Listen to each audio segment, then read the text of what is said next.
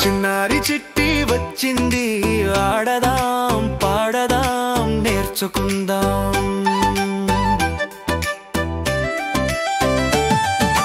చిట్టితో